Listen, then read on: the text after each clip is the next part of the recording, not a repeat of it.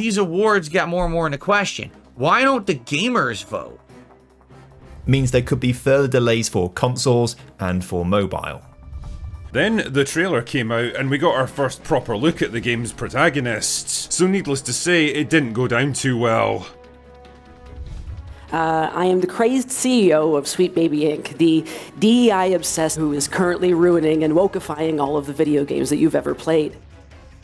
This is a big complaint lately in gaming. Some studios seem to be making their female models purposely ugly. And then they act like women don't want to play characters that are pretty. Yeah, I do. Welcome! We're counting down the 100 biggest video game disasters of 2024. Let's dive in. Number 1. Starfield DLC Shattered Space fails to impress players. The expansion itself, mostly negative reviews from not that many reviews suggesting it hasn't sold a whole lot or maybe not as well as Bethesda would like. It certainly hasn't made waves. For a $30 DLC, Shattered Space just felt a little lacking in content is one of the complaints behind it. And you look at Metacritic reviews right here, the sentiments are generally echoing the same thing. It's starting to feel like there are regrets behind that based on their approach of this DLC, where they're trying to harken back to more kind of bigger, cohesive, whole, handcrafted spaces. It chewed on more than it could swallow. It should have gone for just a handful of planets that were handcrafted instead of going ambitious with this idea of like a fully mapped out galaxy. When that ultimately leads to dilution that negatively impacts the experience. This continues, so no one wants to see Starfield fail, but your fans would like to see the level of engagement companies like CDPR had with correcting issues with Cyberpunk 2077, whose use of DLCs are an example of how to re-verify issues in the base game. Number 2. Star Wars Outlaw. $160 later, the game has so many bugs right off the bat. But the AI of the actual enemies are probably negative IQ. Like, I think they're like they're not even NPCs. The game just was a waste of time. Waste of time, waste of money. I hope that going forwards they can really do better. And I hope that they make some actual Star Wars projects that are worth $300 million. And yet this game failed big time. Apparently now I'm seeing they only did 1 million copies sold, which I mean, on a $160 price tag, they're making bank, but still, they didn't even break half even. There wasn't enough advertising on it. The game did not look pristine. It did not look clean, it didn't have nice graphics. The character was lame, nobody was invested. The story was lame, nobody was invested. The gameplay sucked. It was lazy, it was half-baked, it was put together very poorly and just copy-pasted a whole bunch of environments, and that was it. The game really could have been much better. Number 3. Star Wars Battlefront Classic Collection. I have no idea how you can screw up something so easy. What the fuck? And the audio bugs? Is that network infrastructure? The fact that every time I die, my fucking audio gets quieter and quieter? Because they put the tickets at what? 100. As opposed to like 300 or 250. Are you fucking stupid? Asper, what is that? Pick a session to Oh! Oh, that's great! That's fucking awesome! I love Asajj Ventress! Wow! There should be some big servers the files are? No. You should look and see how much room this is taking up on your PC. Almost 70 gigs. What?!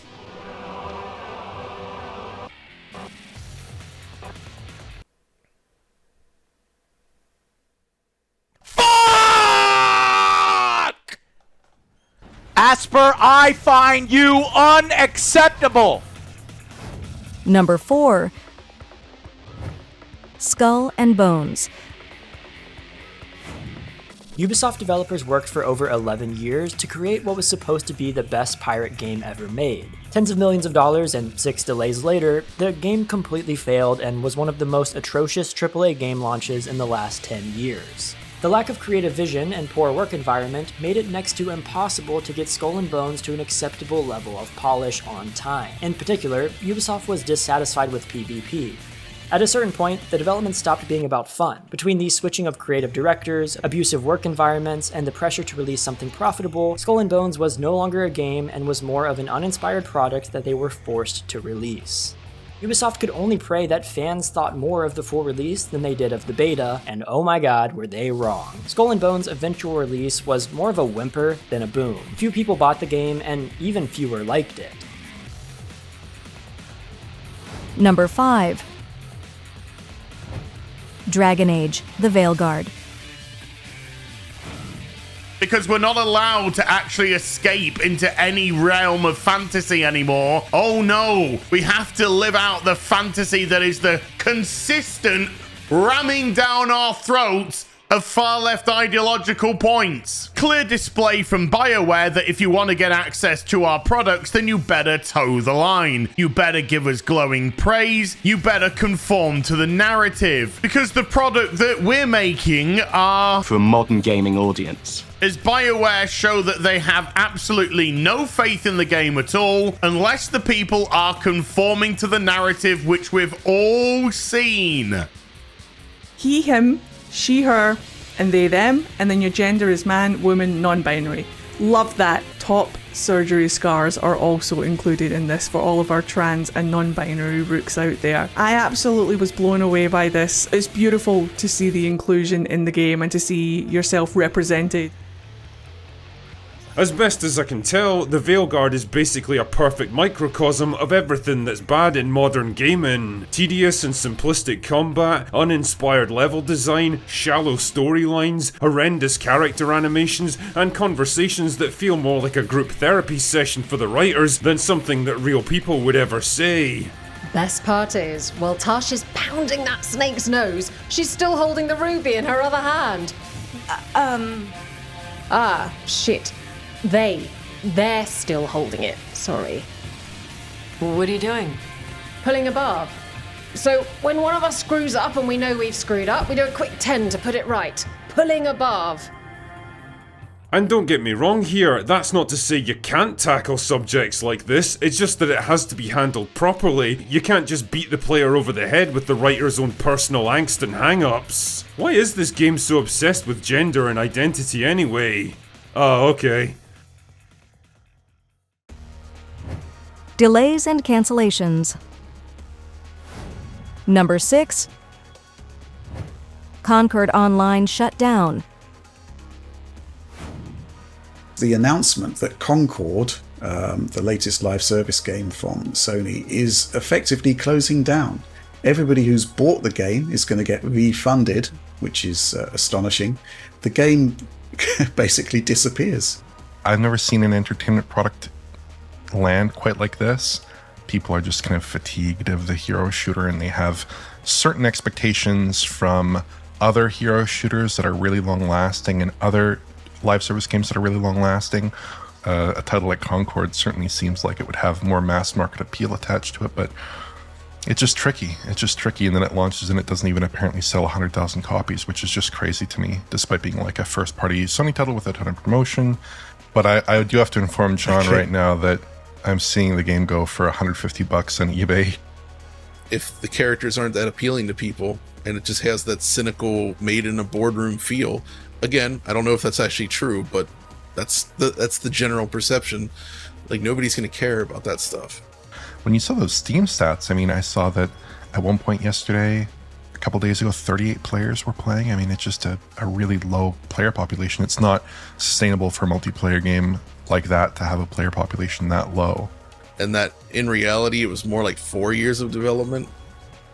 So, still a lot of years. What do you think? The budget of Concord? Do you think the budget of Concord is higher than the combination of every single like shmup ever made? And there is a good possibility that it might be. The game is not bad. It's a good game, I think. It's just not it just doesn't really stand out. It just doesn't really excite. Number 7. Hollow Knight, Silksong delays. So, it was natural that when Team Cherry announced Silksong, the gaming community went crazy. But it's been 5 years since the announcement, and there's still no news about the game coming out. The last new official media that we got about the game was an Xbox trailer back in June 2022. This was when Xbox themselves announced that the game would be released in the next 12 months. And obviously, the game did not come out. Will we see Silksong come out this year? I hope so, as it surely will be worth the wait after just how good Hollow Knight was. Number 8. Football Manager 25 delayed until next year. Sports Interactive have just released this statement. After careful consideration, they'd made the tough decision to further delay the release of Football Manager 25 following discussions with Sega, our licensors and partners. We've agreed the best course of action is delay until March 25. And I'm guessing by the point that says specific platform release dates will follow once confirmed, means there could be further delays for consoles and for mobile. Back in early September, they said we're going to push that back to late November because the game's not ready. Obviously now they've realised it's really not ready and they've got to push it back 5 extra months. Number 9. The Wolf Among Us 2. So yesterday, there was a post on the Reddit Gaming Leaks and Rumors page. Rumor, The Wolf Among Us 2 facing major development issues, possible cancellation. In this article, with Eurogamer, confirmed that The Wolf Among Us 2 is not canceled. So, The Wolf Among Us 2 has not been canceled despite recent rumors to the contrary. But in a statement with Eurogamer, Telltale has assured us that work on the game continues on. The irony is we have heard this for months now.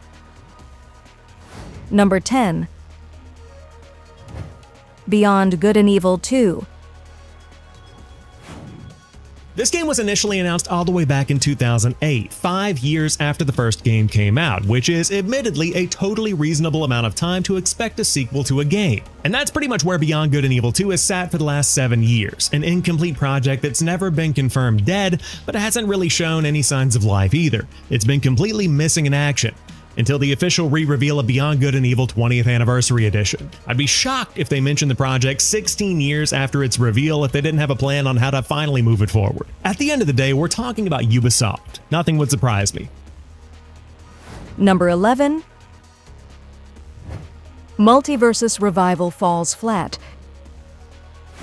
And after watching all of their videos critiquing the game, explaining why they're leaving, there seems to be a commonality between all of them. Most of the points could be summed up as the game and the meta just isn't fun, the fighters and the content within the game, and 3, the game's economy and microtransactions. The big bumps that the game might receive in player base or in advertisement, in buzz overall because of characters, things from Legolas and Gandalf to Harry Potter, that'd be a big one.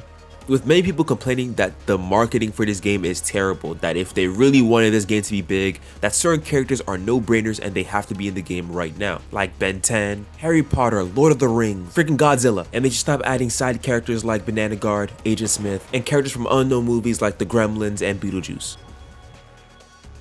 Number 12. Square Enix bad sales. So there's been a lot of talk with Final Fantasy 16 and Final Fantasy 7 Rebirth and the sales expectations of these games is because Square Enix has put out one of their financial reports today, and it has this sentence here about their HD games subsegment. But profits, unfortunately, did not meet our expectations. Final Fantasy 16 and Final Fantasy 7 Rebirth probably did not meet expectations. They probably were profitable in some sense, but that still was not enough to cover for all the other failures that they had. Number 13. Suicide Squad. Kill the Justice League bad sales. So here's a report from news outlet Forbes, whose headline reads, Warner Brothers blames Suicide Squad Kill the Justice League for quarterly miss. During a recent earnings call, Warner Bros. Discovery CEO said that contributing to losses in the company's quarterly financials was the disappointing release of Suicide Squad. Here we have Warner Brothers saying that they want to move away from AAA games and focus more on live services, or at least that was what they said. Why don't you not make a live service and instead lean into making a game that you specialize in those single-player experience akin to your best, most renowned games, the Arkham trilogy. The fact that Warner Brothers management didn't step in to ensure that Rocksteady is making the kinds of games that they're good at making, that is a failure of Warner Brothers leadership as well. And the end result of all of this is that it cost Warner Brothers $200 million in revenue. Number 14. Dead Space bad sales. So this news began to circulate when Jeff Grubb took the Giant Bomb to share that he heard from sources that EA Motive was working on a Dead Space 2 remake, which was in concept phase but got canceled or shelved because of the lackluster sales of the first remake. They're now working on Iron Man and Battlefield. Jason Schreier corroborates that sales of the remake missed the company's expectations, and so that derailed any chances of a new Dead Space game. Now, selling almost 2 million copies of anything is still good, but at a AAA level, at a AAA scale, we're dealing with, multi-billion-dollar companies like EA. They're looking for greater results than that. Dead Space 2 was definitely being planned. It had a code name, and they aren't making it now. Number 15. Mortal Kombat 1 cancellation of DLC Pack 3 and story expansion. Mortal Kombat 1 is officially canceled, according to an insider who's been verified and is basically never wrong about this kind of stuff. But now finally today, it looks like we finally have confirmation that Mortal Kombat 1 is canceled. And apparently that's because the Chaos Reigns DLC did not sell well enough to keep the game going, and therefore the game publishers are just shutting it down. But honestly, what did they expect when they charged this much for a DLC expansion? When will publishers realize that most gamers are on a budget? In other words, Chaos Reigns was not even announced yet, and I believe even back then Fate Unknown said we weren't getting any new content for the game. Number 16. Failed release of the Blue Protocol video game. The game was just not in a good state. I am surprised that they decided to shut it down this early. The termination notice, we regret to inform you that we will be terminating our service on January 18th, 2025. Man, it really did not take them long to shut this shit down. Flashbang incoming. In regards to the Amazon version, so if you are thinking, well, this is just the Japanese version, maybe Amazon is able to continue to publish it, develop it on their own, whatever, maybe we get a Western version. Nope. Due to the Japanese version ending, we are no longer continuing the development of the Amazon Games version. But in MMORPG, it's really important to have a good endgame loop, or at least a decent one. A boring endgame loop, and a boring endgame loop that serves no purpose. Blue Protocol is back. Maybe not in the way we wanted, maybe not in the way that was originally envisioned, but the game is back. As of the last 24 hours, the Chinese Blue Protocol's Star Residence, has opened pre-registration. Number 17.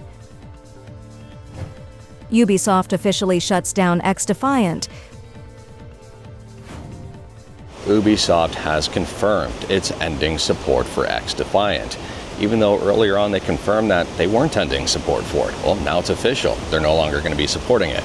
Today, I wanted to share with you that we've made a difficult decision to discontinue development on XDefiant. Despite an encouraging start, the team's passionate work, and a committed fan base, we've not been able to attract and retain enough players in the long run to compete at the level we aim for in the very demanding free-to-play FPS market. As a result, the game is too far away from reaching the results required to enable further significant investment, and we are announcing that we will be sunsetting it. Now, for those of you currently playing and enjoying XDefiant, it appears the servers will remain open until June 3rd, 2025, and then the game is, I guess, officially dead. Number 18. Shutting down Warhaven. This shouldn't come as a surprise to anybody. with the way live service games have been going lately that another one bites the dust. It just could not pick up any traction, which is why I think now the studio is shutting down its services. I don't know, man. Like I said, to me it sounds like that team was really behind this game. They really believed in it, and they did want to see it succeed, but low player counts is never going to be good, especially when you need to make that money, man. Number 19. Cancellation of Twisted Metal Project. Twisted Metal Project actually got canceled because of all these layouts. It was a live service game that was supposed to be Twisted Metal, and it got cut off because of people getting fired. And honestly, that might be a best blessing in disguise. You know, we grew up playing Twisted Metal. We grew up playing Halo. We don't want these games taken for what they actually are and turned into a live service game. If you want to make a live service game, make something that's completely new. Number 20. Crash Bandicoot 5. Why was this alleged Crash 5 canceled? The remote work aspect that was brought on by the pandemic actually slowed down Call of Duty's production. So because of that and all the panic that it literally spurred, Toys for Bob was essentially told to drop everything that they were working on to go and help with Call of Duty in some way, shape, or form. Then in my opinion, I think the project was in very early development, likely in ideation and concepting phase, which of course Nick would be very much a part of. It was due to Activision forcing Toys for Bob to work on Call of Duty and then not renewing the art team's contracts, so a new Crash Bandicoot is very much possible. Number 21. The Last of Us Online discontinued.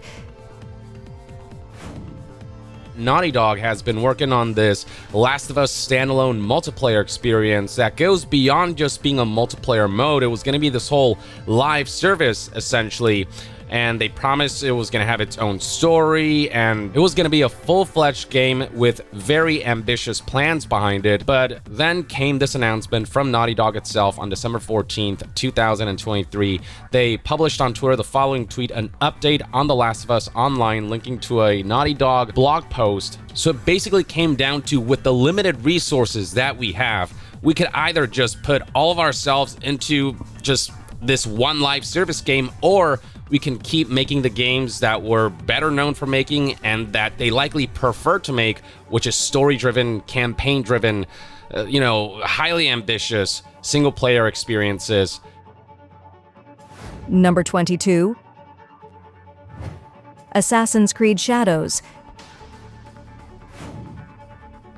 An Assassin's Creed game set in feudal Japan, the land of ninjas, samurais, epic sword battles, and absolutely bitchin' haikus. It was practically tailor-made for a stealth combat series like this. Then the trailer came out and we got our first proper look at the game's protagonists. Now, I'm no historical expert here, but I'm pretty sure that a gentleman like this would be a bit out of place in 16th century Japan, which wasn't exactly known for being a multicultural melting pot, if you catch my drift.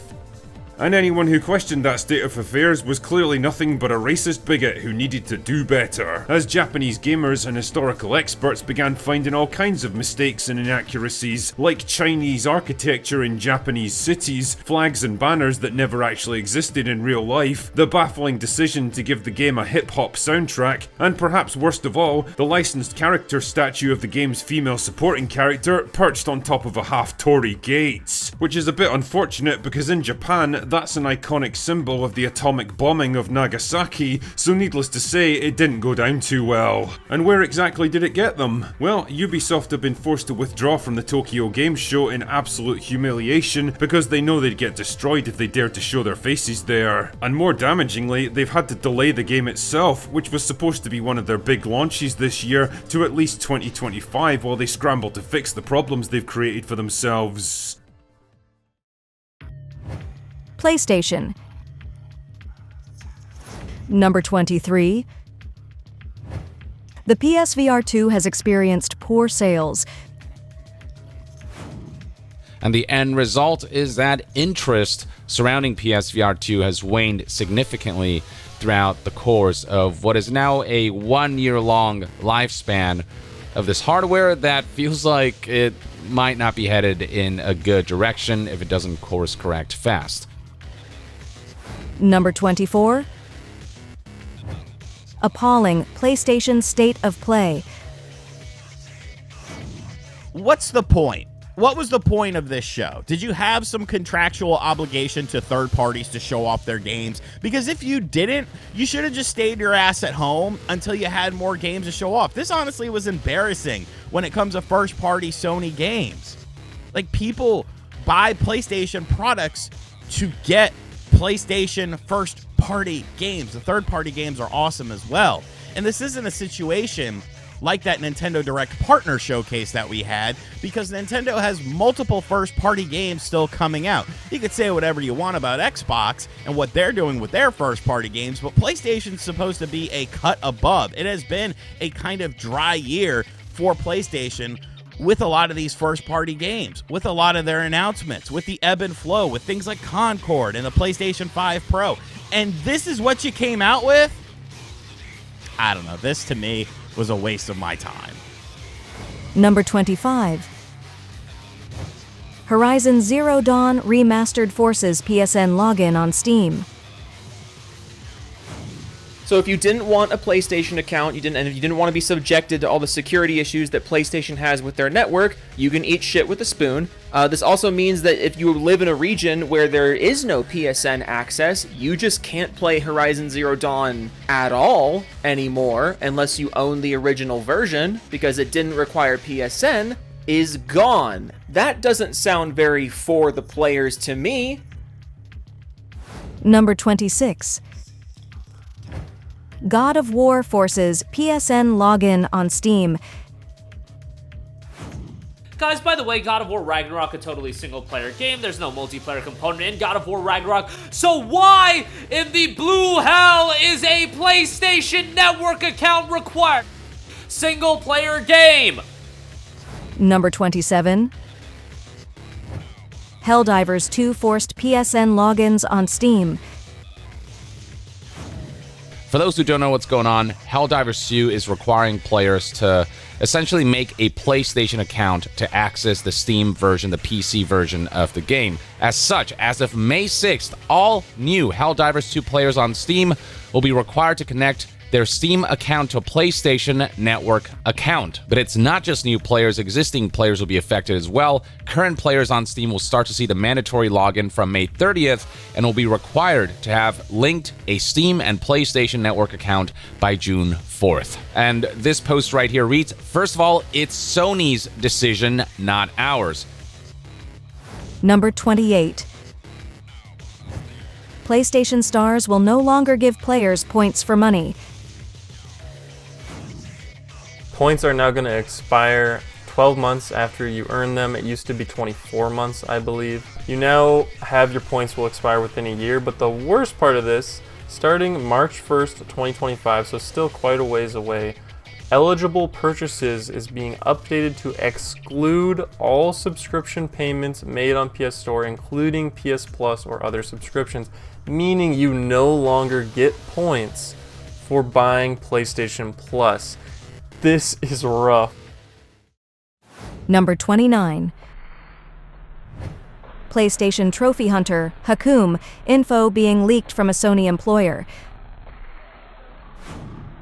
It all started in September 9. When I was on a trip to Saudi Arabia, I was invited by PlayStation to attend the Astrobot event. When I came back home, I was tired, I went to sleep. I woke up the next morning, started playing, and before I sleep on September 9th, I wanted to log in an online game and found out that my account is suspended. I could not log in, I got an error, and when I tried to log in, it said my account has been permanently suspended. Not temporary, it was permanently suspended. So by email, they were investigating, and while they were investigating, after a few days, I got a message on my WhatsApp from a good fellow from Saudi Arabia. I don't know who he is, but thanks to him, he told me, "Hello Hakoum, your account has been leaked on the internet with your account information. This guy is bribing Sony employees and PlayStation and leaking user data for his own sales. Like he takes your information and sells it on the internet." I mean, I am the victim here, and I'm being accused of false accusations, just throwing me under the bus and just saying, "Yeah, you hacked and bye-bye, your account is suspended. We don't care about the leaks, we don't care about all the evidence I gave them, the photos, the videos, the voice notes, everything I gave them.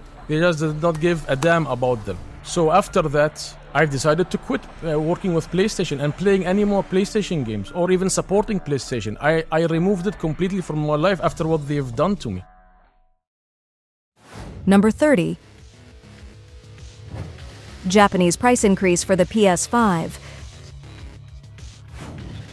Just in time for the annual Tokyo Game Show, Sony has announced a price hike for the PlayStation 5 in Japan. The price will increase by 13,000 yen or about $90 US. Now, the announcement was posted to the Japanese PlayStation blog earlier today and will bring the price of a standard PS5 to 79,980 yen or about $552 US. Now, the digital-only PS5 will go up from 414 USD to 504. Now, these prices will go into effect September 2nd. And that's not all, folks. PS5 accessories will also go up in price. Number 31. The PlayStation Pro 5 price. The PS5 Pro got announced yesterday, and they brought up the fact that yes, it's 700 USD, 700 Great British pounds, and for some reason 800 euros. If you're in Canada, after taxes, just the console alone is costing you $1,000. To give one quick idea, this is getting to a point where it's so expensive that you might as well consider joining the world of PC gaming. One thing that really hits me the hardest about this is the lack of an actual disk drive in the system.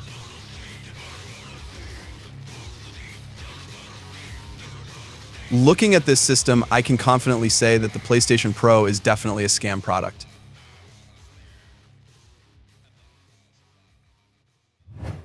Delisted games. Number 32. Forza Motorsport 4. Due to licensing and agreements with our partners, Forza Horizon 4 will be delisted from digital platforms, Microsoft Store and Steam on December 15, 2024. This means the game and its additional content will no longer be available for purchase through online stores.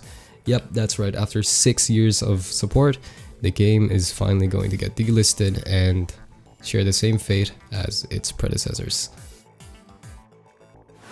Number 33. Little Big Planet 3. And then today they announced that they're taking the entire game offline. Now, again, this does make me pretty upset. So they say, last chance to purchase Little Big Planet 3 on PS4 and the Little Big Planet DLC from the PlayStation Store. After 10 years of playing, creating, and sharing content in Little Big Planet 3, the game and our entire range of DLC will be removed from the store as of Halloween Day. Number 34. Age of Empires 3.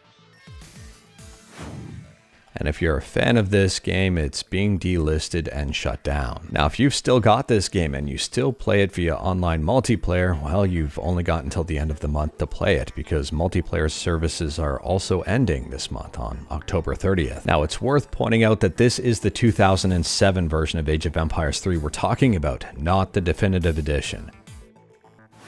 Number 35. The Crew.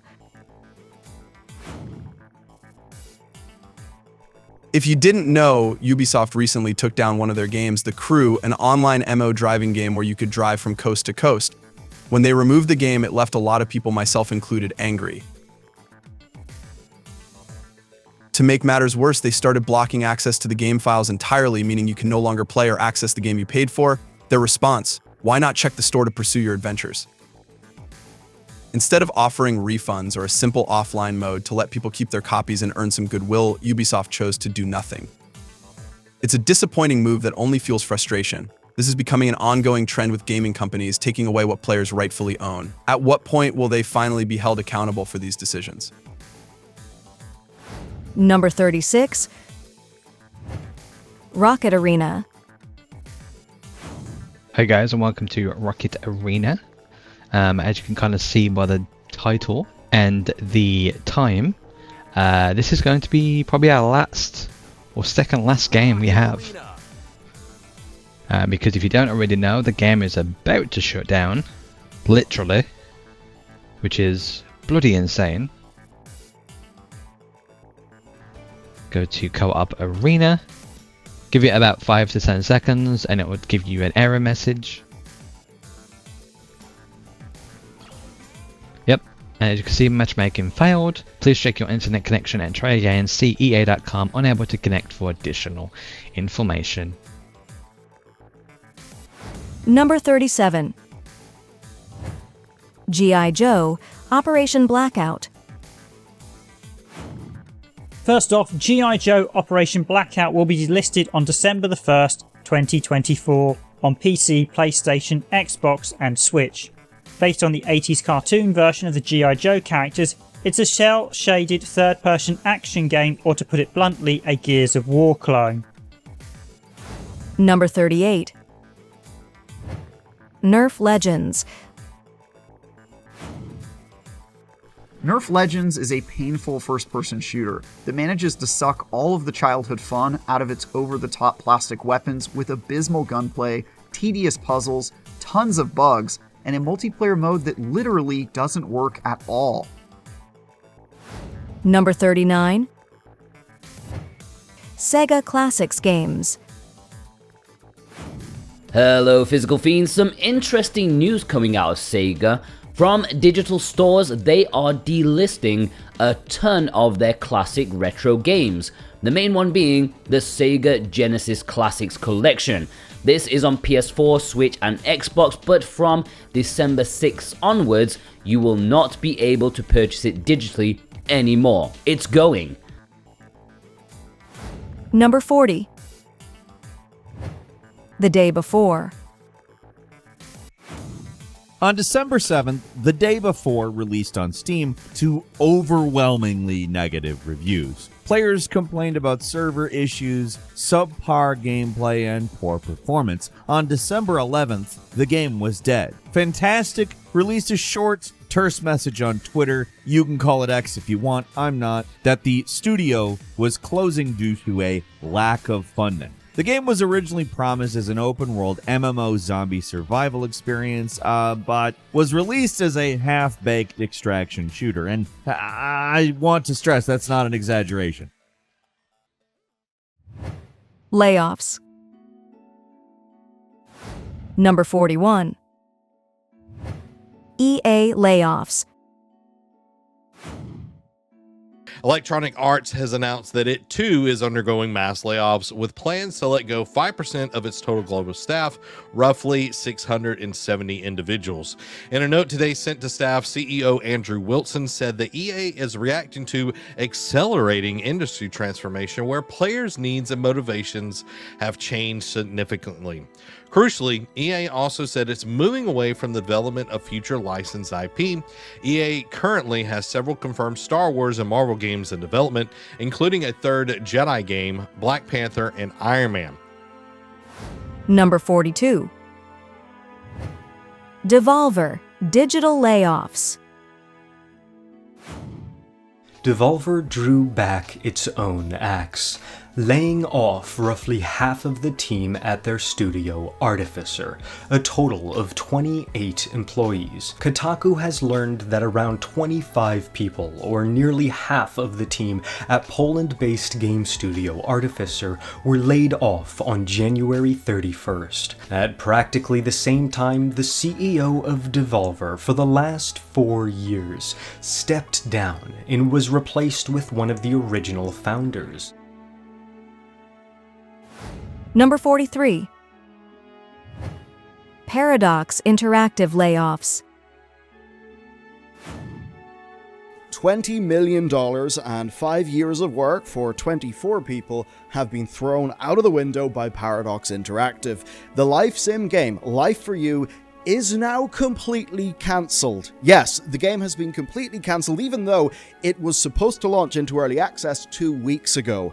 And this is obviously just the latest management disaster to come from Paradox Interactive.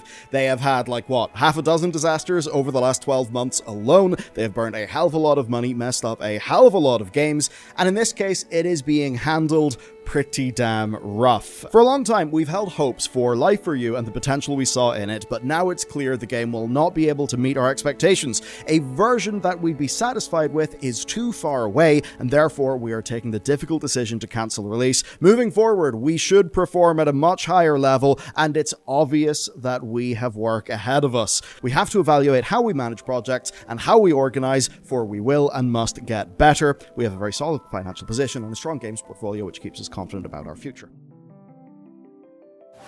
Number 44. Disco Elysium follow-up cancelled. ZA/UM cancelled X7, leading to layoffs. Disco Elysium 2 just got cancelled and the game studio ZAM fired a third of its staff. That is the nicest, most harmless way to put it. Now, after a year of radio silence, Video Games SI, an online news magazine run by GLHF, broke the story about how Project X7, a codename for the standalone Disco Elysium expansion, has been cancelled. Apparently, 24 people worked on it for 8 months and it was supposed to be of the scope of Disco Elysium, if not bigger. It turns out this is already the third post-Disco Elysium project that got scrapped by ZAM.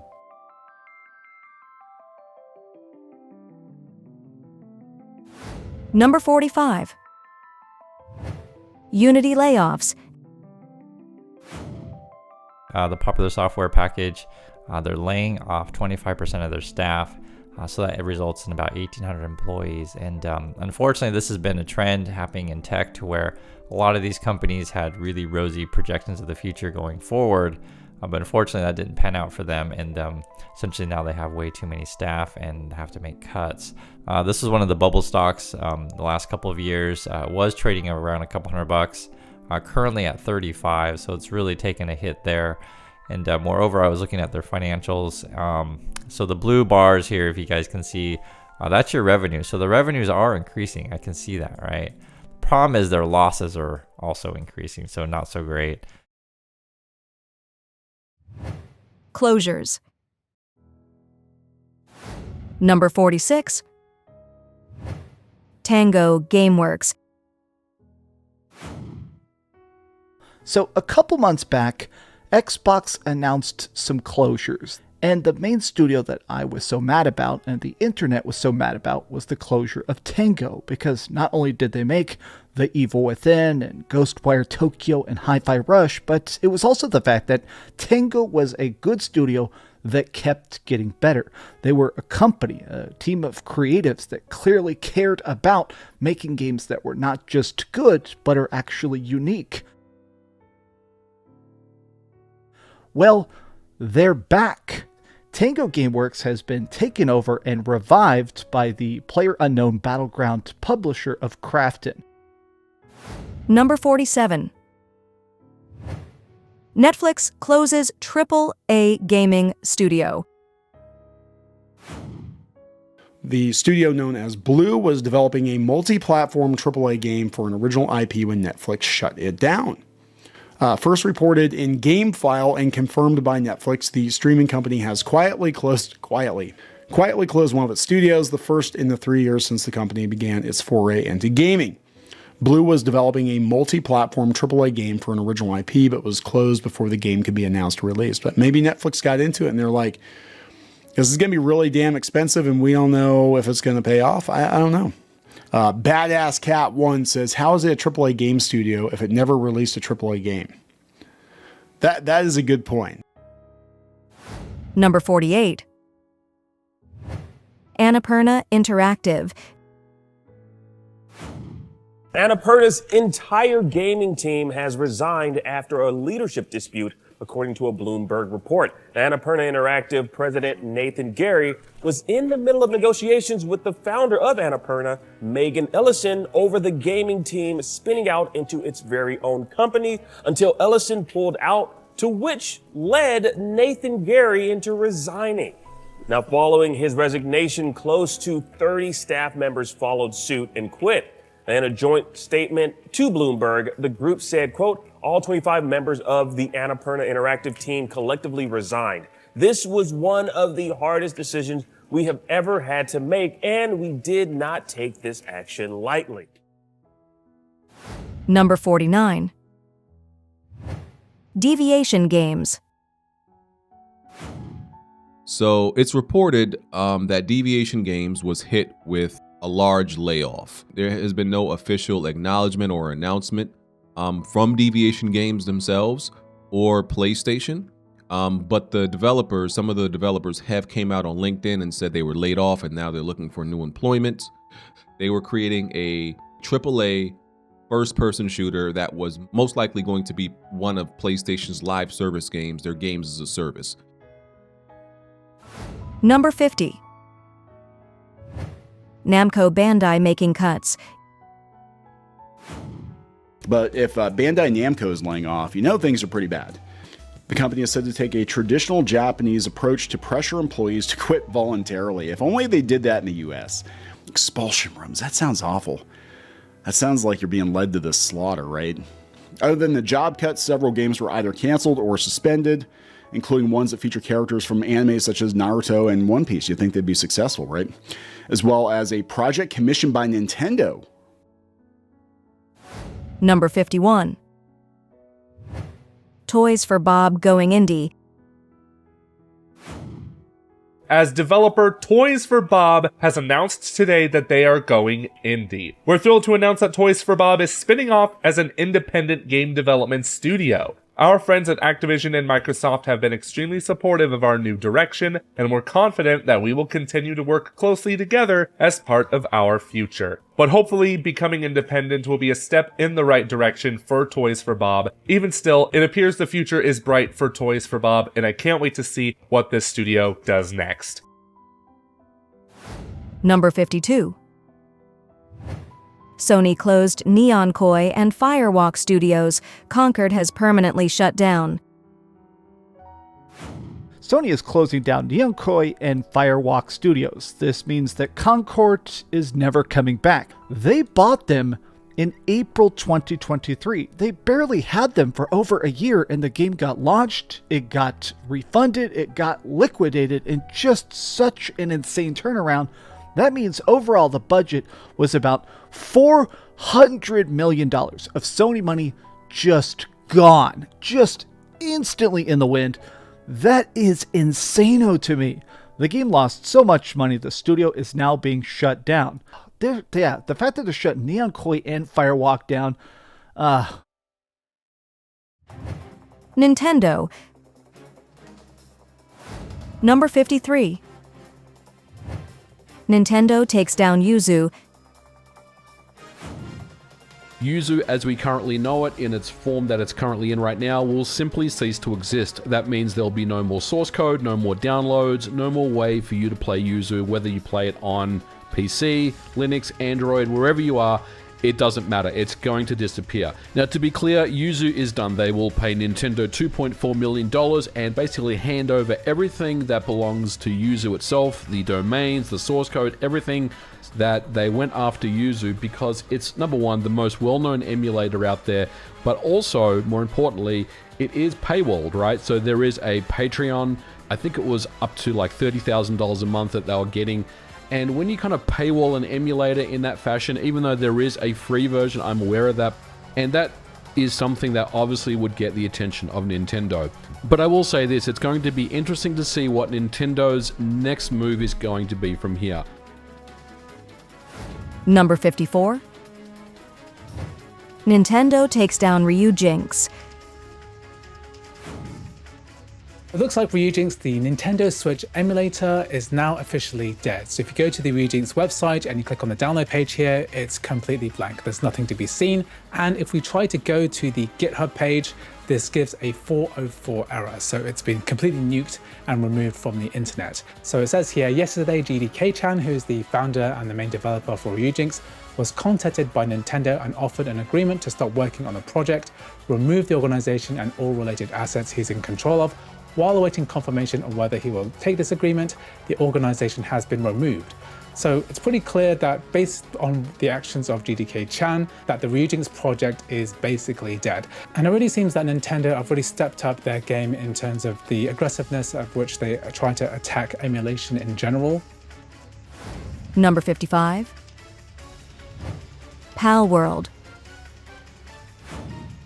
Since it was revealed, there was no denying that the creature-collecting survival game Pal World was copying Pokemon's homework more than a little bit, and it seemed like only a matter of time until Nintendo pursued legal action. It took until September for Nintendo's lawyers to pull the trigger, and it's taken until now to get official confirmation about exactly what they want Pal World's developer Pocket Pair to be held accountable for. According to an official post on Pocket Pair's website, Nintendo and the Pokemon Company are going after Pal World for ripping off specific game mechanics that it holds patents for, most notably the ability to capture a creature by throwing a ball at it. Nintendo and the Pokemon Company are demanding 5 million yen apiece in damages, which is roughly $65,000 total, plus late payment charges, which is really kind of just a drop in the bucket for Pocket Pair at this point. A bigger concern, though, is Nintendo and Pokemon are seeking an injunction against Pal World that would block its release. Though again, it's been out since January, and estimates based on Steam sales suggest that it's grossed close to $500 million, so the damage is sort of done already. And if anything, the news that Pal World might someday become unavailable will likely just drive more people to go buy it right now. Number 56. Nintendo going after YouTube accounts which show its games being emulated. Recently, Wii U emulation was released for Android devices. As it currently stood, you had to have a Windows or PC-based architecture in order to run Wii U stuff. So of course, Retro Gamecore made a video showing this off on something, one of these more high-end Android devices, like the AN Odin 2, which is what the video was in question. Nintendo came along and copyright claimed the video.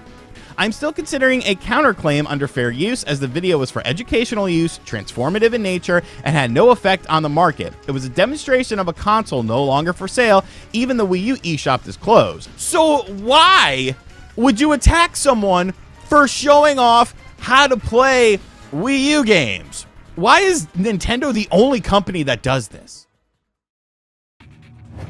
Content creators. Number 57. Rooster Teeth closes down. After 21 years, Warner Bros. Discovery has announced that it's shutting down Rooster Teeth. By and large, Rooster Teeth, as you've known them, will cease to operate in the capacity that it has been. With its closure, about 150 full-time employees will be laid off, with additional contractors and content creators taking a huge hit as well. Wishing the employees the best moving forward. I hope they find work elsewhere. Just a pretty sad set of circumstances all around, because I know a lot of people have very fond memories of this brand. Rooster Teeth was one of the pillars of internet content creation for gaming for a long time. Number 58. Queen Puncelot failed blindfold challenge. In my previous video, we looked at Queen Puncelot's earlier blindfolded runs, where she used a really thin, transparent sheet of material to cover her eyes and pretended that she couldn't see. In this case, it was so easy to debunk because everyone can just use their own eyes and see that her blindfold was fake. As far as her gameplay was concerned, it's also really obvious that she can see as well. In her latest attempt, we see all of those impossible gameplay mechanics in action once again, and in some cases, it's even worse. In truth, she has a third monitor to her right, off camera. Before she covers it with paper, we can see that her main monitor has her OBS streaming software on it. This shows her gameplay, and it also has her Twitch chat docked into it as well. What she does next is very sneaky. She lifts up the paper on her main monitor, which has her OBS on it. She clicks on her OBS window and holds down the mouse key. Then, while she is holding down the mouse button, she distracts her audience with verbal diarrhea. While talking, she drags her OBS to her hidden monitor on the right. We can confirm this with the input display. We can see her hand move it to the right, and she even looks at her hidden monitor on the right when she does this. She will use her OBS on the hidden monitor to see the game. Immediately after this, she pretends to move the OBS to her left monitor.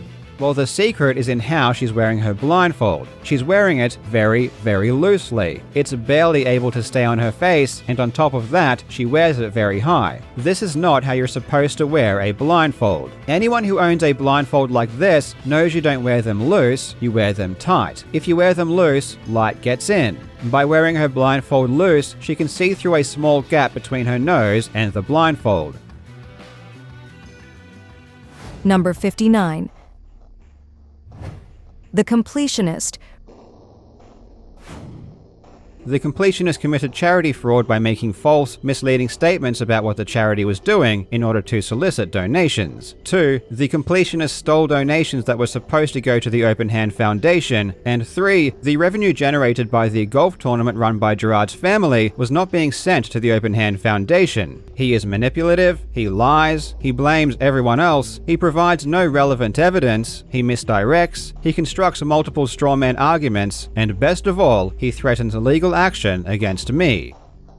Furthermore, my family and I are in serious conversations with our legal teams regarding next steps, as the allegations that have been made with complete disregard for the truth of the matter. These allegations were made by individuals who self-admittedly aren't even financial or legal professionals. These allegations are slanderous, and we believe were done with selfish intent. TV and movies. Number 60. Halo the TV show Series 2. Season 2 is not any better than Season 1. In a number of ways, it's actually worse than Season 1. Halo Season 2 was a largely boring affair, bereft of meaningful action and dragged down to a crawl by uninteresting storylines focused on third-rate characters. It did nothing to fix the main problems from its freshman season, and even strayed further from the spirit of the source material, as well as continuing to unravel the iconic hero Master Chief. In the end, the creative team failed to turn this series around and managed to give us a definitively worse version of the Halo story. Number 61. Paramount withholding Sonic 3 from small cinemas.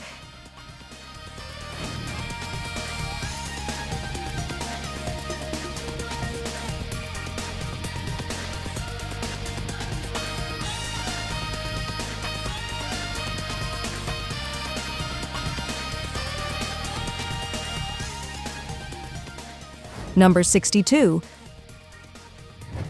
Borderlands the movie.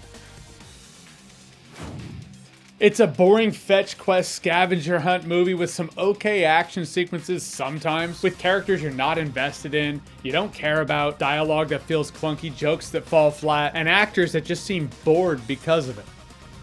Borderlands is dog shit.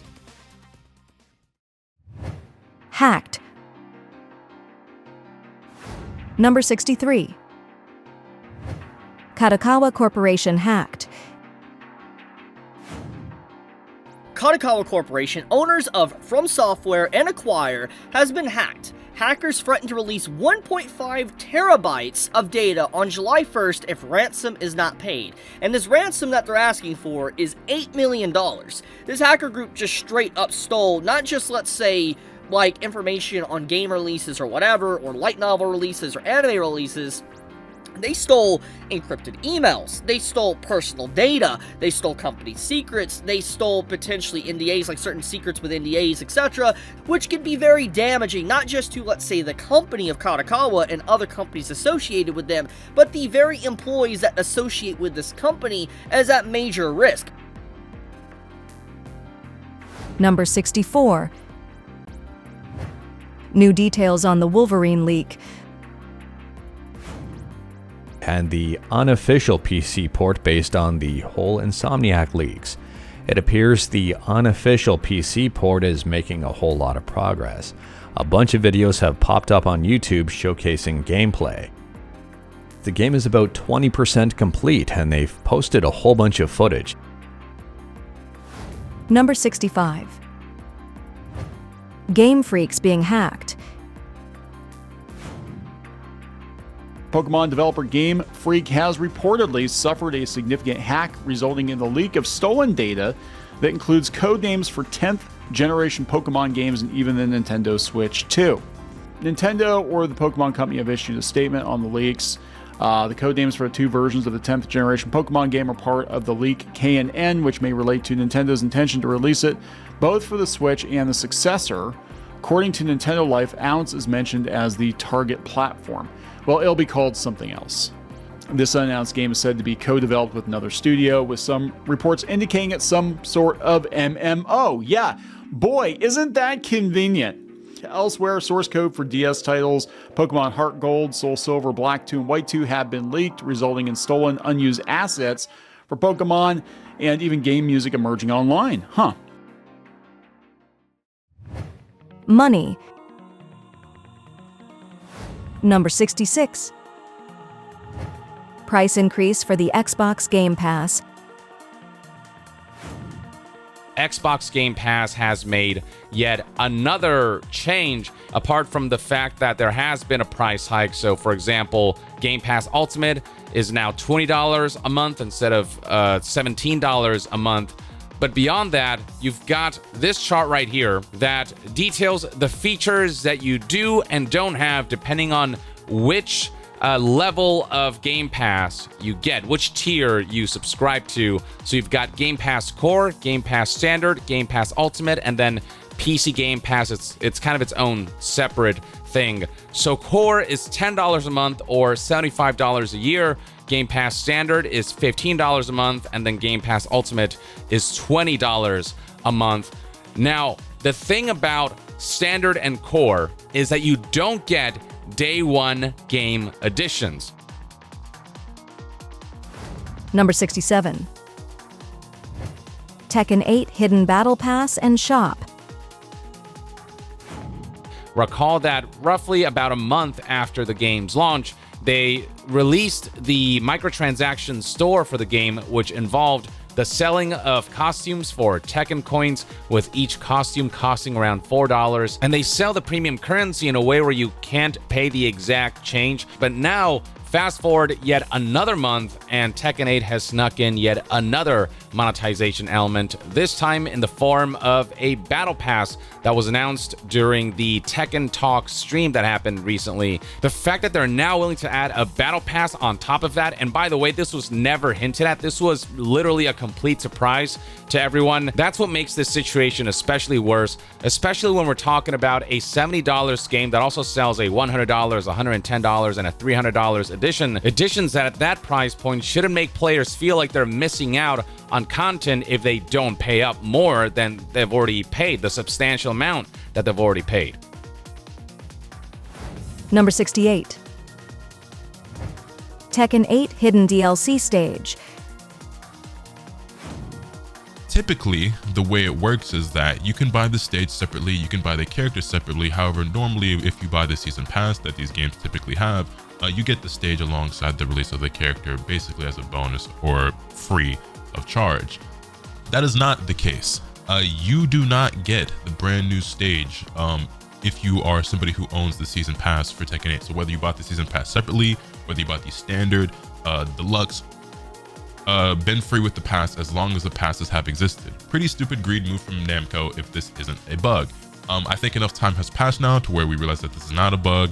this was an intentional business decision from Bandai Namco. I do think it is a little bit scummy and underhanded to not include the stage. Number 69. Analog, a new pocket for $500. Analog Pocket's been out. No, like they keep making new ones. Analog Pocket Aluminum Edition. Highly limited quantities. They know what they're doing. $500 frickin' dollars, dude. Are you out of your frickin' mind? Aluminum. Okay, Analog Pocket. Great device, dude. But $500 frickin' dollars? Number 70.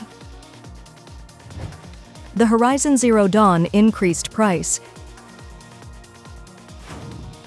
But still, Horizon Zero Dawn is getting a remaster, and after the announcement of this remaster, suddenly, and not so shockingly, they decide to raise the price drastically on Horizon Zero Dawn's PS4 version. Price history data on the game, as shared on sites such as psprices.com, shows that the PS4 version of Horizon Zero Dawn Complete Edition was selling for $15.99 and had been for some time, until it got a sudden sharp price increase yesterday, which was September 25th. Horizon Zero Dawn Complete Edition is now retailing for $34.99 on the official UK PlayStation Store, more than double what it was a couple of days ago. On the US store, meanwhile, it is currently retailing at $39.99.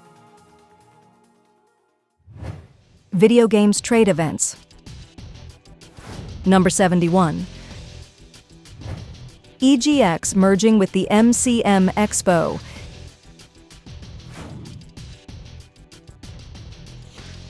Let's talk EGX, shall we? I was lucky enough to get invited to EGX on Friday, just gone. I wasn't impressed. We did a once round, and overall the hall felt like it was 60, maybe 70% sales and stalls, and then 10 to 20% games, and then the other 10% was like stages and stuff. There just wasn't many games. There were probably at most, including all the indie stuff, 20 games. EGX sucked. Number 72. Failed marketing for the Dustborn game in Japan. Tokyo Game Show 2024. Everyone's favorite game of the year candidate, Dustborn, is making an appearance at the Tokyo Game Show to a roaring crowd of no one, where they have a whole booth set up with 3 stools and a screen. And no one is playing it. And it's just so embarrassingly pathetic. You gotta wonder, where are they getting all this money from? I mean, obviously the grants and all the taxes and all that stuff. But, like, seriously, this is getting out of control with how Dustborn not only is a pathetically, embarrassingly terrible game, if you can even call it that, but just how promoted it is being shoved down everyone's throat with the agenda-driven ideologies of basically a pro-Antifa training simulator game that nobody wants to play, yet keeps showing up everywhere. Number 73. E3 is officially dead. E3 is officially gone. It's dead in the water. It's not Rest coming in back. peace, the electronic triples. I think it's going to leave a big hole. I think we didn't know what we had while we did, and I think there's certain parties responsible. And it's upsetting because I love these parties. And today, the ESA posted, after more than 2 decades of serving as a central showcase for the video games industry, ESA has decided to end E3. Nintendo pioneered the idea that now has absolutely usurped E3, which is everyone does a digital showcase. They have their own time to shine, they bring focus to their own games, they cater to their own audience, and they don't have to pay big bucks to the Los Angeles Convention Center and the ESA to have a booth. Why that matters, where the games industry goes from here, to think that we will never have that show again. It was the tentpole event in gaming for 25 something years? Yeah, you never know what you have until it's gone. That's what they say, right? Purchases. Number 74. Xbox may stop selling physical games. And so to see Microsoft go in this direction, shutting down departments involving Xbox games going to physical retail, and to see that the leaks surrounding an all-digital future for Xbox with console refresh leaks highlighting that, seemingly affirming our worst fears when it comes to an all-digital future where physical media gets slowly phased out, that's just incredibly discouraging to see for me, and it makes me want to engage less with the Xbox platform as a whole. Number 75. Game UK will no longer stock physical copies in their stores, offering pre-orders only. Someone said there that the retail chain was going to stop selling physical products. And by products they mean video games. But essentially it says instead players will only be able to buy hardware and physical software that they pre-order to their preferred stores. But if I wanted to buy it day one and hadn't pre-ordered it, I couldn't do that. I'd have to pre-order it and hope that they had enough there, or I'd have to have it ordered in. Either way, it looks like you're not going to be able to walk into a game and buy a game. Number 76. Digital law, Steam, other countries. Instead of saying that you're buying the game, it says a purchase of a digital project grants a license for the product on Steam. It looks like Valve's trying to get ahead of the Californian law that requires all digital services to disclose this when you're purchasing a license instead of outright owning the game itself. Number 77. The Xbox 360 marketplace closes down. They're going to be closing the Xbox 360 store on the console itself, but also the Xbox 360 marketplace at marketplace.xbox.com. Any day, Nat. Yo, am I looking at this right? Am I connected to Xbox Live? It just said I was. Oh, yep. I'm connected. Got friends. Got party messages here. I'm shook right now. This is what the marketplace or the main page looks like. And they are now entering this phase where a lot of these products will simply disappear as far as being able to be purchased. 3, 2, 1. Confirm purchase. Oh, yo. And that is a real shame, especially the further we get out from this. There's basically going to be games that are lost to time. The Games Awards. Number 78. DLC can be in the Game Awards. I think the nominees are pretty solid, except for one entry. This is the one in particular that I have issue with, and I've made it very public that I do not think that Elden Ring Shadow of the Erdtree should be nominated for a Game of the Year. The reason for this is because Elden Ring, specifically Shadow of the Erdtree, is a DLC. It is an expansion to a game that came out in 2022, and while it's great, I don't think it belongs Game of the Year. Number 79. Less awards, more trailers. Now we're thrilled to show you another game set in the Dungeon & Fighter universe for the first time anywhere. You've seen the trailers, now you get to play the games. Wuthering Waves and Solo Leveling Arise are available on Google Play Games.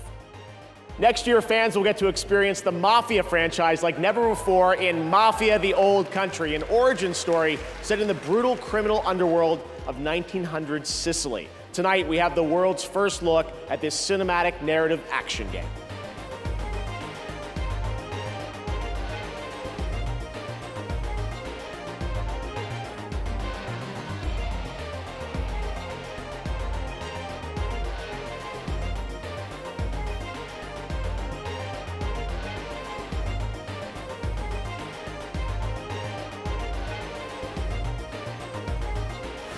Number 80.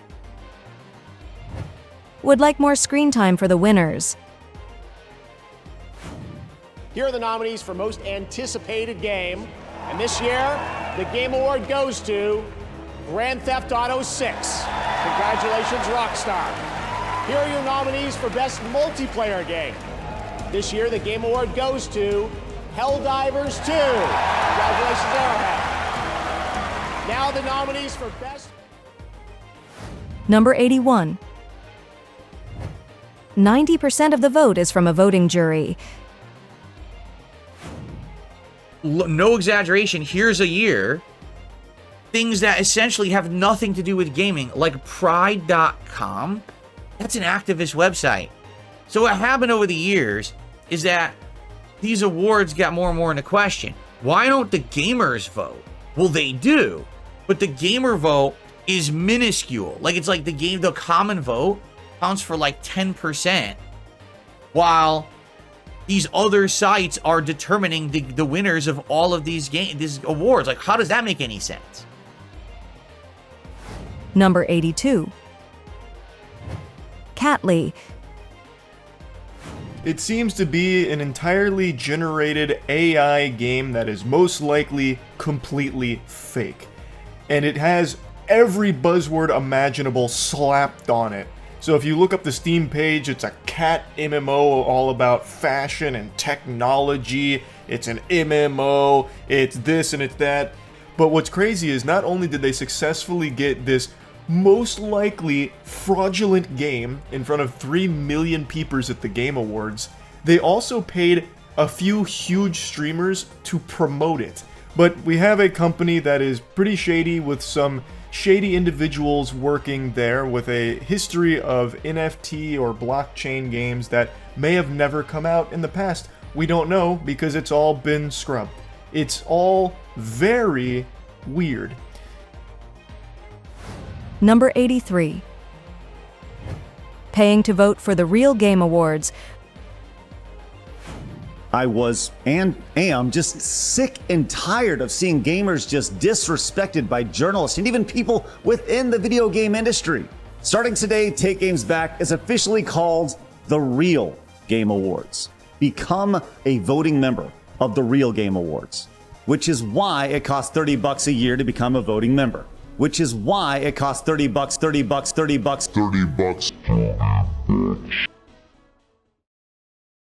Number 84. Intergalactic. The new game from Naughty Dog, Intergalactic, is also running up against a lot of criticism. Even die-hard PlayStation fans, to some degree, I've seen some of them kind of saying they feel completely underwhelmed. They turned off their comment section. Neil Druckmann has ruined Naughty Dog. Security. Number 85. Grand Theft Auto 5. Anti-cheat. For those who might not be aware, a sudden and unexpected change has left Linux gamers completely in the dust. GTA Online is no longer playable on Linux systems. This impacts a significant number of players, including those using Steam Decks or running Grand Theft Auto 5 on Linux, like myself. What makes this especially frustrating is that, after 11 years of enjoying this game, today marks the unfortunate end of being able to access its online features on these platforms. It's yet another example of how gaming companies often leave alternative platform users behind without warning or consideration. Number 86. Apex Legends ends support for Linux. EA has decided they're going to block the game Apex Legends completely on Linux platforms, including Steam Deck. And they announced it in a tweet of all things. We're sharing today that Linux and Steam Deck using Linux will no longer be able to access Apex Legends. As mentioned in our prior anti-cheat dev blog, competitive integrity is a top priority for our team, and there are many ways in which we're battling cheaters. This is one to add to the list.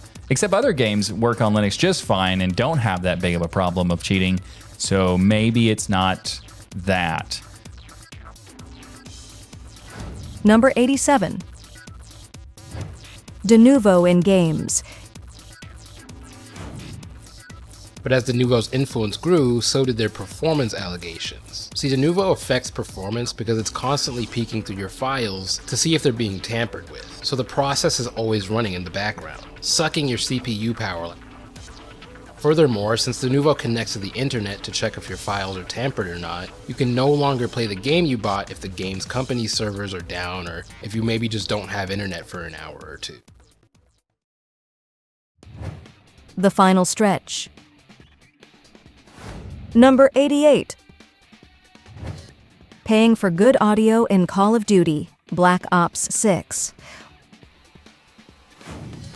But in Black Ops 6, there's going to be an enhanced headphone mode for your audio, and this is something they talked about in their blog post from last week, and this uses HRTF, or head-related transfer function technology, to better simulate how sound is transferred from the game world into the player's ears. And this will be available on all platforms in the game at launch, and everybody gets this for free. However, you can spend an extra $20 to have your own personalized profile within this system.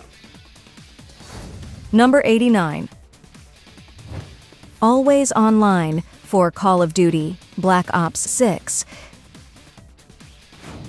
Scott, I was so buzzing after the conference last night. I thought Black Ops 6, like you said, looks so good, but there was one thing that they failed to announce. Go on. When they were showing off the new omnidirectional movement, and that's the fact that Black Ops 6 will need to be entirely online to play any of its modes, including the offline campaign mode, which absolutely sucks. So that means if you got no internet connection or if your internet drops, unlucky. Black Ops 6 is not available for you. Okay. And to make matters worse, in my opinion, they said the reason for this was to keep install sizes down. But the install size for Black Ops 6 is 309 gigabytes, Scott Tilford. Oh, what? 390? What? 309. It sounds like a joke, right? It sounds like a joke. Number 90.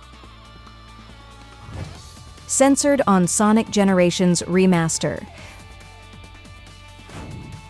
And whenever you think of a remaster or a remake, you would think that they would stay as, loyal to the source material and not change anything from the original, especially things that you would kind of deem unnecessary. But it seems they have gone ahead and do so. Where in the original game, Sonic is putting his hand in front of Amy's face. But now, for some reason, instead of doing that, he's now holding cupcakes in front of her face to distract her. This is a description of Amy Rose, where it says, a young, cheerful girl hedgehog. Amy can be a bit obsessed about chasing Sonic. She even claims to be his girlfriend. She's an energetic go-getter who lets nothing get in her way. And now the remaster has come ahead, completely changed everything, saying a cheerful girl who loves to help others. Sonic inspired her to be her very best. She's an energetic go-getter with the help of her Pico Pico hammer and fortune cards. Nothing gets in her way.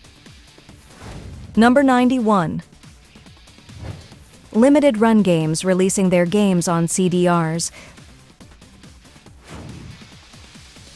We're going to be talking about the Limited Run Games issue where they sold burnt CDRs for the re-release of D on the 3DO.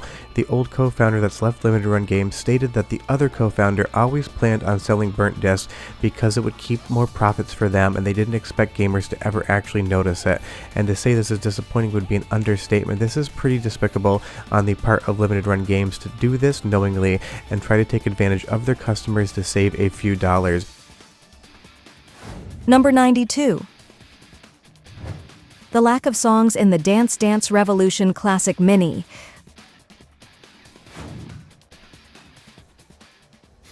Okay, so now that we're in Music Select, you can see that unfortunately we have some songs where they couldn't get the license. And anytime you're highlighting one of those, you get, sorry, this song cannot be played. If you decide you want to try playing one of these, it will let you select it, but it's going to keep that message on screen. It's going to keep that message on screen, and you hear no audio. No, you can't. Game over! Number 93. Balatro Peggy Rating. It was recently nominated for Game of the Year, and I think aptly so. It is by far one of the most addictive games I've ever played. It is essentially a roguelite that utilizes poker hands in order for you to score points, but you're not actually playing against players. So it is just an incredibly addictive game that plays nothing like poker. is just losing its mind by labeling Balatro as an 18-plus game. I wish I was joking, but you can see right here, if you go to Peggy and look up Balatro, it is considered to be a game that should only be played by adults. The way I describe Balatro is that it's more like Solitaire with roguelite progression. EA Sports games like FC 25, their soccer game, which is labeled as a game that should be accessible for kids. It's PEGI 3, meaning that it's suitable for all ages. But this is a game that, by PEGI's own admission, contains in-game purchases and includes random items. Number 94. The cutbacks in Overwatch 2 PvE. Overwatch 2 has killed the PvE game modes completely, and the reason is poor sales. What's crazy about this is none of the executives who made this decision are going to have the brain power to realize that canceling the co-op story mode months before release and then cutting back on the PvE modes that were still planned would lead to no one caring. And apparently they have been adding PvE content, and the most recent stuff was going to be PvE content, but at this point they've canceled and re-announced the PvE modes so many times that it's actually hard to keep track. Number 95. Steam stopped supporting Windows 7, Windows 8, and Windows 8.1. It's 2024 now, which means Steam has officially dropped support for the Windows 7, 8, and 8.1 operating systems, which has some people feeling pretty sad. In order to ensure continued operation of Steam in any games or other products that are purchased through Steam, users should update to a more recent version of Windows. Number 96. The video game actors strike. Next up, in my opinion, there may be a delay here in video games that are currently in development due to a recent strike, so the video game actors confirm a strike over AI. It's said here it's going to affect companies like Activision Production, Blindsight, Disney Character Voices, EA Productions, Formosa Interactive, Insomniac, Epic, Take-Two, and even more. Number 97. Twitch streamer monetization policy. My advertising revenue is down 95%. Breast Tribune, they say Asmongold blames Hassan Abi for Twitch's adpocalypse affecting streamers' ad revenue. I would say he is the main reason. He added that a majority of the examples used in discussions about demonetization on Twitch pertain to Hassan Abi. Industry experts, including Devin Nash, have previously linked the issue to polarizing political content on the platform. Crumble and wither into a dried husk of their former selves. Well, the gamers all over Twitch are like, no, they want all political content off of Twitch. Gamers are begging Twitch, get rid of political content. We don't want it. We want ad-friendly content. That's us gaming, right? That's ad-friendly content. We don't want this. But for Twitch, these guys are cash cows, right? Number 98. NZXT problems. NZXT was next on the Gamers Nexus hit list, and as a creator that's run paid ads for them, here's my response. I'd highly recommend watching their full investigative video on the shitty practices of NZXT pre-builds and subscription payment plans. After I watched the video, I privated every paid NZXT video that featured a pre-build. I'm not trying to hide, I just don't want to promote their subscription services or their pre-builds anymore. Now that we have this info, I apologize for making videos about what I now know is a scummy practice. NZXT takes feedback seriously, and ultimately we wouldn't be here if we didn't listen to our community. A lot of the issues are very, very serious, and it's really important to us that we address each and every one of them. I want to acknowledge that we messed up. Number 99. Ubisoft. Because it turns out that Ubisoft is currently imploding spectacularly as a company, with no end in sight. Skull and Bones took almost a decade to finally get released, and in reality only ended up going the distance at all because Ubisoft was stuck in development hell as a result of their deal with the Singaporean government. Basically, they had to make this game because they didn't have a choice, aka government contracts. Because in addition to all of that, they released a Star Wars product in 2024, which also bombed. The revised targets are mainly a reflection of decisions taken for Assassin's Creed Shadows and the softer-than-expected launch for Star Wars Outlaws, end quote, which is corporate doublespeak for the game is catastrophically bombing for us and we are obligated to say that to our shareholders, but we can't say that literally in those words because it would spook the money, so instead it's softer-than-expected sales figures. Even still, whatever ends up happening with Assassin's Creed Shadows down the line, here and now, Ubisoft is in a world of trouble financially, which is clearly visible when you take a look at the company's stock price. Post-pandemic 2021, the company was worth over $84 per share, and today, it's barely worth $13.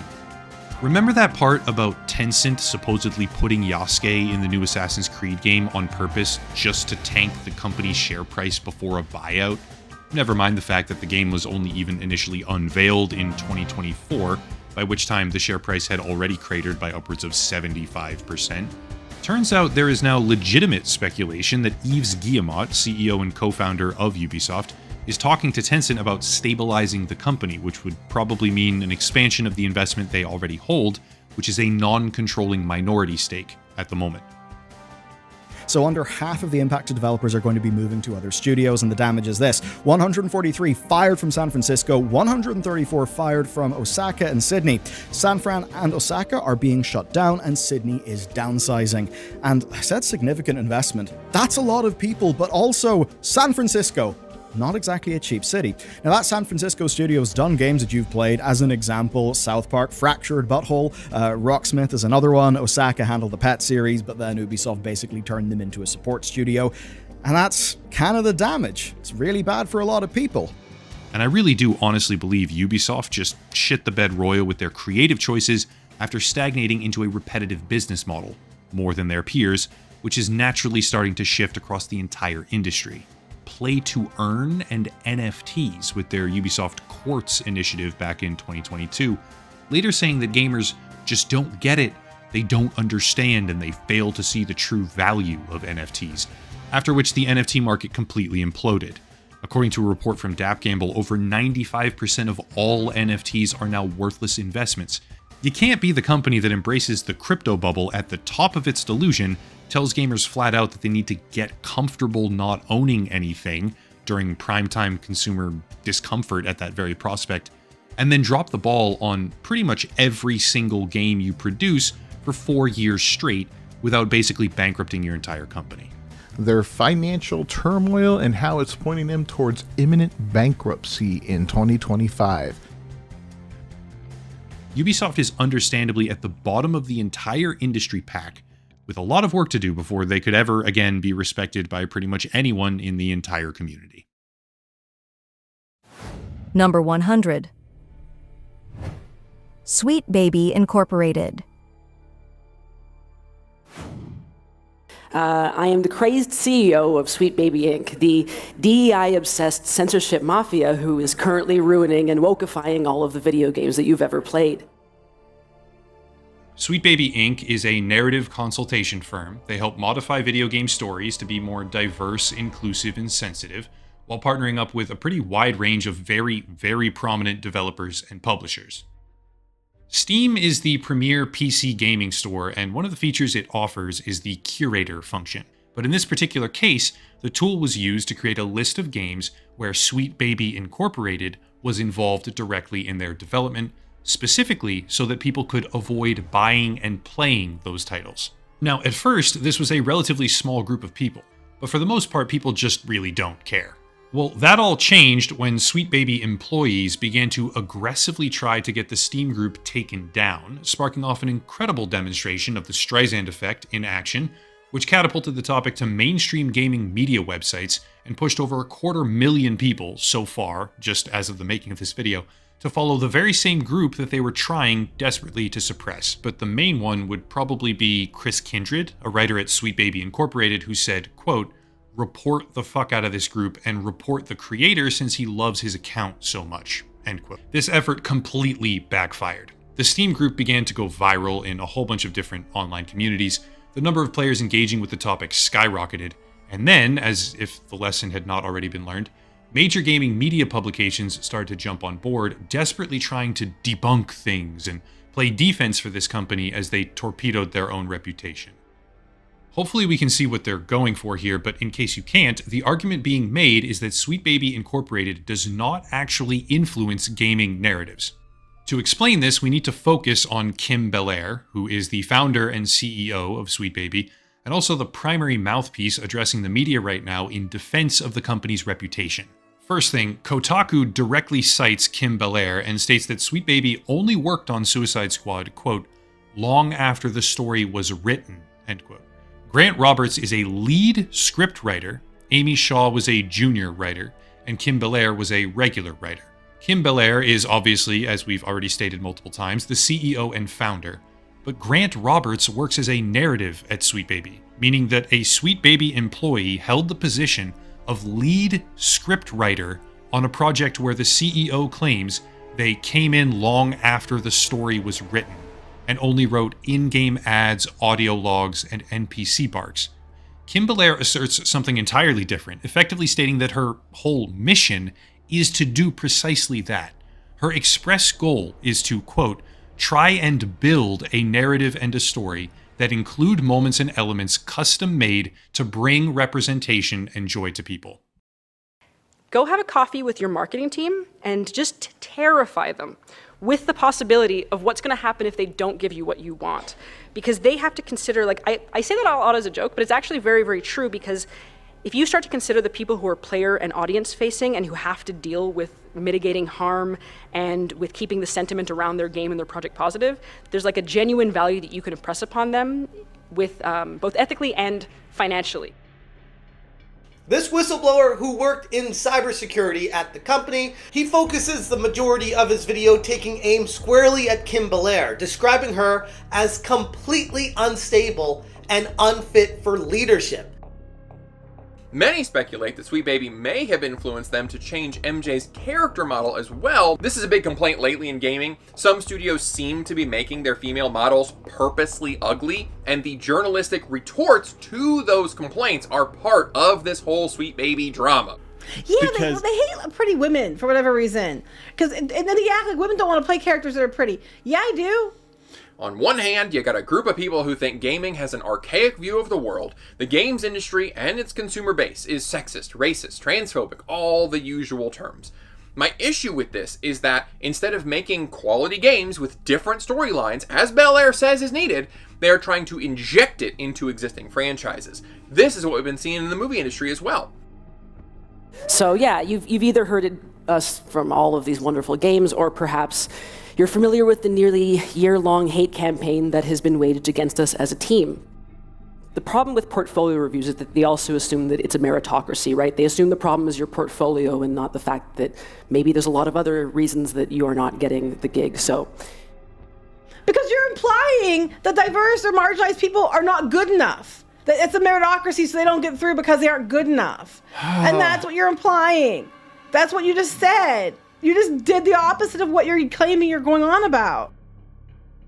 Gamers like gameplay, and they do not care about representation, and they don't think about it, and they're not bad people because of that. If you want to see more of something, support that thing. But the people who don't actively support it aren't your enemies. And now, hilariously enough, the Tales of Kanzara Zhao developer has laid off their entire team, seeing that Surgent Studios, the developer of Tales of Kanzara Zhao, who worked with Sweet Baby Inc., announced it is putting its entire games division on hiatus. So about a month ago, we talked about this game, Unknown 9 Awakening. Unknown 9, yeah, accurate. I didn't even know it existed. From Reflector, Sweet Baby Inc., and even Bandai Namco, seemed to have thought that this would be a great, highly successful new intellectual property. They're in the hole for this, probably $100 million. There's another game studio that's shutting down. I know. You know, this is this week's game studio shutdown.